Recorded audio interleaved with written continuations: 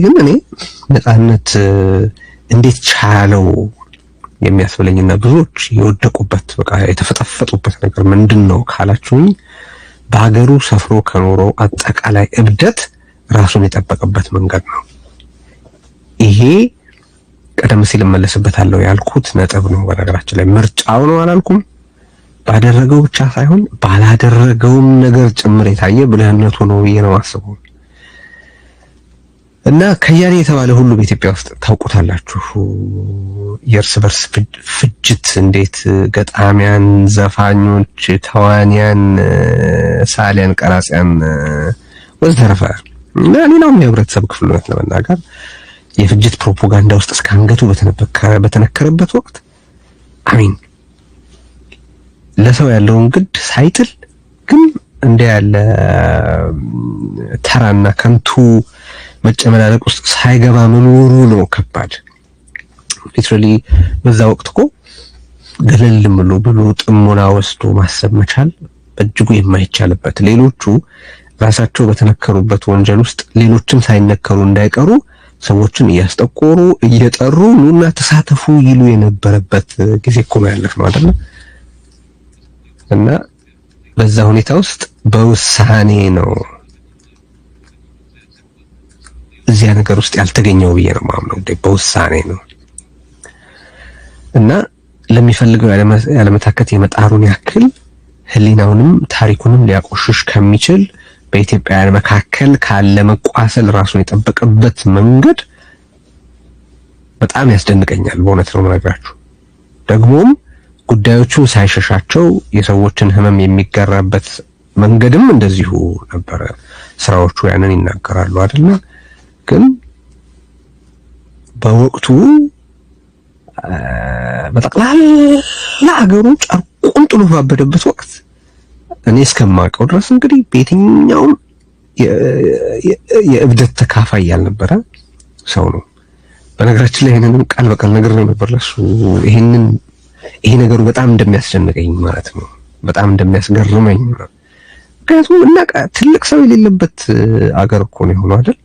ሁሉም ሲከፈት ሊጥ መሆኑ የታየበት ሀገር ነው አይደል? when push comes to shove እውነተኛ ማንነቱን ብዙ ሰው የገለጠበት አገሪቱ ውስጥ ገሌ የሚባል በአስቸጋሪ ሁኔታዎች ውስጥ ፕሪንሲፕሉን ጠብቆ መሄድ የሚችል ሰው በባትሪ ተፈልጎ የታጣበት ጊዜ ላይ ነው። አሁን እንዲህ በእርግጠኝነት እንዲህ ነበር እኮ ለኔ የምንናገርለት ሰው የነበረው ነፃነት ወደዛ የሚጎትተው ኃይል ምን ያህል ከባድ ሊሆን እንደሚችል መገመት በነፃነት ልክ እንደ ቀደም ብሎ እኮ ነው እሱ በብዙዎች ዘንድ በብዙዎች ልሳን ዘንድ በብዙዎች እይታ ዘንድ ስሙ፣ ምስሉ፣ ስራው የሚታወቀው ቀደም ብሎ ነው። ኦሬዲ ለረጅም ጊዜ በአርት ስራ ውስጥ ቆይቶ ስሙን አድብቆ የጻፈ ሰው የነበረ ነው። ኢላማ ሊሆን ይችል የነበረ ሰው ነው፣ የሆነም ሰው ነው ብዬ ነው የማስበው። እዛ ውስጥ እንዲሳተፍ አይጠየቅም ብዬ አላምንም። እኔ ለምሳሌ ግን በውሳኔ እዚህ ነገር ውስጥ በመግባት ህሊናዬንም ታሪኬንም አላቆሽሽም ማለቱን ነው እኔ የምረዳው። ነፃነትን ባይሆን ኖሮ እንደነማን ሊሆን እንደሚችል ወይ እንደነማ የቆሸሸ ማንነት ሊጋራ ይችል እንደነበር ለመጥቀስ ምሳሌ ማንሳት ብዙ የሚከብድ አይደለም። ከነዋሪም ከሟችም በነገራችን ላይ አሚን ጊዜው ነፃነት ወርቅነህን ከመሆን እኮ ሀና ዮሐንሶችን መሆን ይቀል የነበረበት ጊዜ ነው። እንደ ሀና ዮሐንሶች መዝቀጥና መውረድ በጣም ቀላል የነበረበት ጊዜ ነው። እንደ ደበበ እሸቶች እኮ ያገዛዝ አፈቀላጤ ሆኖ ታሪክንና የታሪክን የመቋጨት ሂደት ማበላሸት ይቻል የነበረበት ጊዜ ነው። ሳይሞቱ መቀበረድ መፈጸም ይቻል የነበረበት ጊዜ ነው። አሚን አገሩን የሞሉት እኮ ነዋይ ደበቦች፣ አረጋኸኝ ወራሾች፣ አብራር አብዶች፣ ችሮታው ከልካዮች ወዘተርፈ ናቸው አይደለ? አርትን ለጥበብ ያስገረዱ አሁን በህይወት ያሉ የሌሉም ብዙ ሰዎች እናውቃለን። አርትን ሰብአዊነትን ለመስበክ ለመቀራረብ፣ ለፍቅር፣ ለሰው ልጅ ግድ ለማሳየት ከመሆን ይልቅ አንዱ ሌላው ላይ በፍጹም ጭካኔ እንዲዘምት እንደ መሳሪያ የተገለገሉ በህይወት ያሉ የሌሉም ብዙ ሰዎች እናውቃለን። ነፃነት እጁ ላይ ባለው ሰውነት ባለው ከያኒነት ያንን ነገር ወደ ጥቅም ላውሎ ቢል ምን ሊያደርግ ምን ሊሰራበት ይችል እንደነበር በሚገባ አገነዘባለሁ። ያንን አለማድረጉንም እኔ በኃይል ቫልዩ አደርገዋለሁ። ግራውንዱን ጠብቆ ቆሞ በራሱ እግር ቆሞ በራሱ ራስ ለመቆጠር ስለወሰነ ነው ይሄ ሆኖ እንጂ በወቅቱ እዛ ነገር ውስጥ ብላክ ሆል እኮ ነው የነበረው። ማንንም ሳክ አድርጎ ውስጡ አስገብቶ አጨማልቆ አበላሽቶ የሚተፋ የጥላቻ ብላክ ሆል ነው እኮ ኢትዮጵያ ውስጥ ያለው አይደል?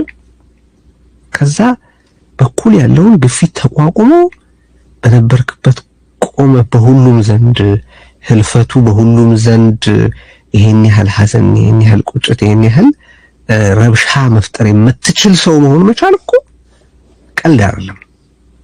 ይሄ ምርጫና ውሳኔ ነው ብዬ ነው ማስበው እኔ። ለዚህ ለነጻነት ወርቅነህነቱ ደግሞ የእድሜ ልክ ክብር እንዳለኝ መግለጥ ይገባኛል። ባለዕዳ ነኝ፣ ባለዕዳነት ይሰማኛል እምላችሁ ለዚህ ነው። ማናቸውንም ያስተሳሰብ፣ የብሔር፣ የአካባቢ፣ የሃይማኖት ድንበር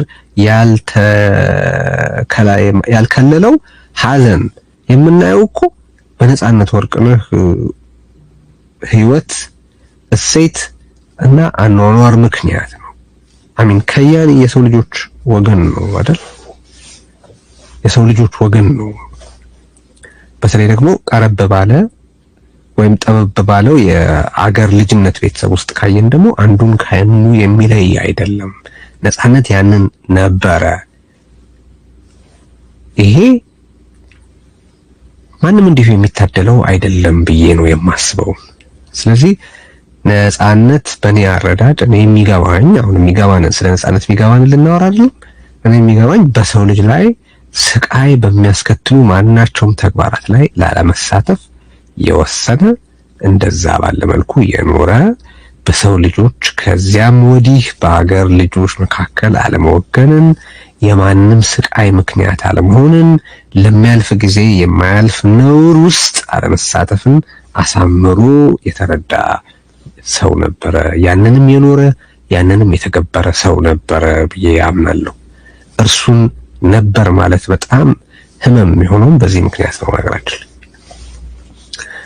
ግን ዛሬ የምናነሳው እንዳልኩት አንደኛ እንዲህ ያለን ካራክተር ምን ያህል እንደምናከብር ለመግለጥ፣ ሁለተኛ ደግሞ አሁን በአገዛዙ ደጅ ላይ ተሰልፈው ተመሳሳይ ጥበብን ለማስገረድ የሞከሩ ያሉትን ሁሉ ለማሳሰብ ነው ነገራችን።